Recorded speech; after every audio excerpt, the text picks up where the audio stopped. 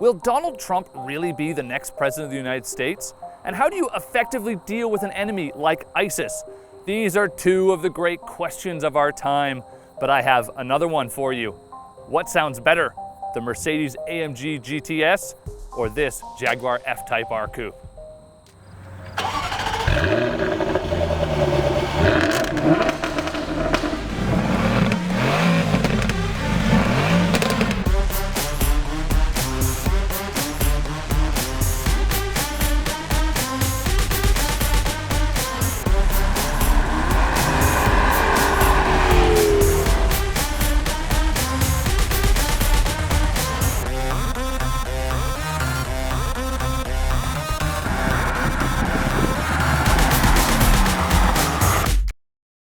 I'm not exactly sure I can answer that question, but I will certainly try.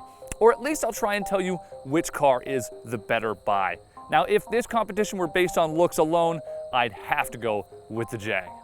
It just looks more sleek and like a sports car. I love the front end of the Benz, but the back end just ruins it. It's just a touch too phallic for my taste. And along with the Jag's overall shape, I just love that carbon fiber roof and those big yellow brake calipers. I don't know if the camera is picking this up, but the quality of the paint on the Benz is definitely superior, and it certainly looks like the more expensive machine, which it is. You see, another reason why you can argue these two remarkably similar machines aren't rivals at all is that this is the fanciest AMG GT you can get. It's also the only one you can get. Mercedes will offer a less powerful and less expensive one in the future, but for now, this stands alone as something truly unique. Likewise, this is the best F-Type money can buy, but there are a lot of less expensive versions already out in the street, and that just makes this car a little bit less special.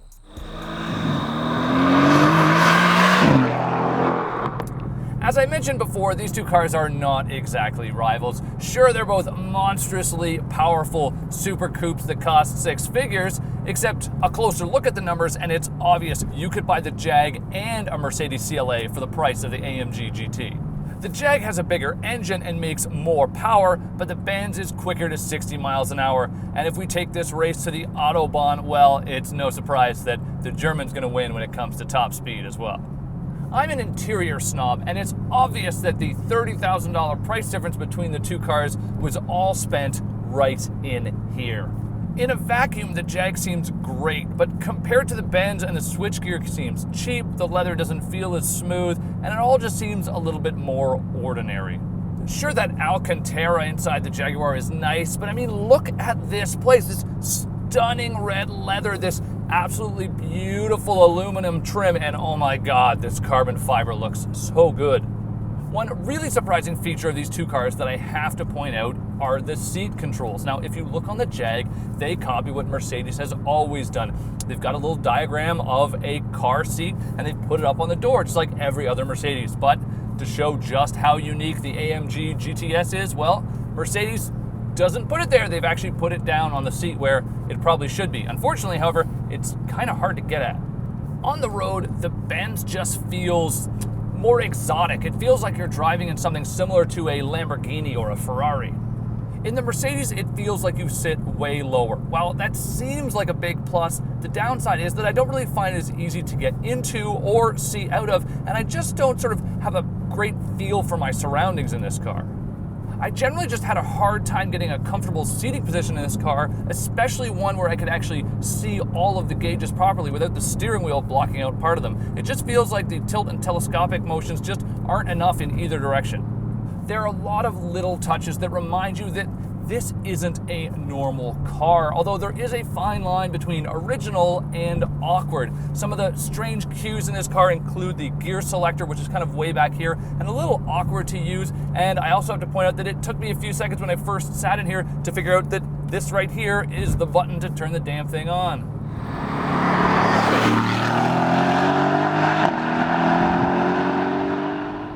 This Jag, on the other hand, feels more ordinary, but let me tell you why that's not exactly a bad thing. It's easier to get into and see out of. It's more familiar, more like a normal car. Simply put, it's just more livable, and as a result, I feel more confident driving it. Then there's the performance. Both of these cars are spectacularly fast. So which one would win on a racetrack? Well, I honestly have no idea. And if that's what you really care about, then you should probably just go out and buy yourself a 911, and I guarantee you it won't sound this good. Despite the fact that the Jaguar has all-wheel drive, the Benz generally feels more under control, and it also feels more responsive. That has less to do with the car's 7-speed dual-clutch transmission and the fact that the Jaguar has an 8-speed automatic, and really more to do with just the type of engine that they use.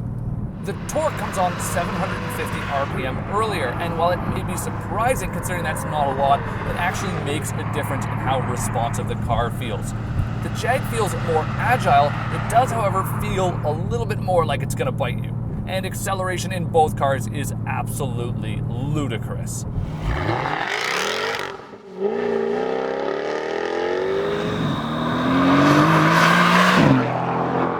And then there's the sound. The Benz is deep and mean, but still sounds luxurious, and it actually really mirrors the engine and the responsiveness of the car. You find that with that power coming on lower, the sound in this car, it makes a lot more sound when you're just creeping along at idle, or even when you're just sitting still. I mean, drop gears here and oh.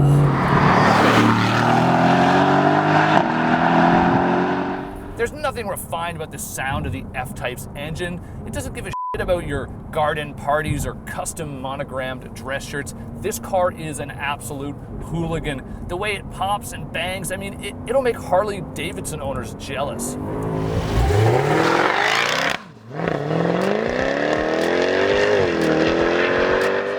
It may not be as refined or as exclusive, but the F-Type R Coupe is just easier to live with, and frankly, I just found it more fun to drive. Sure, I would like it to have a nicer interior, but I'd also like to have an extra 30,000 bucks still in my pocket.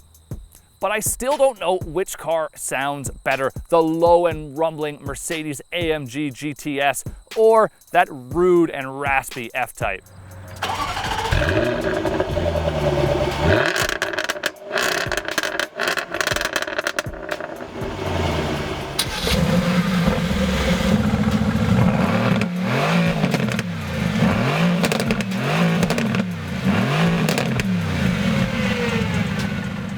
Again, I just can't pick a favorite here, so maybe you should, and tell us in the comments section below, and be sure to throw in a few personal insults while you're at it, would you?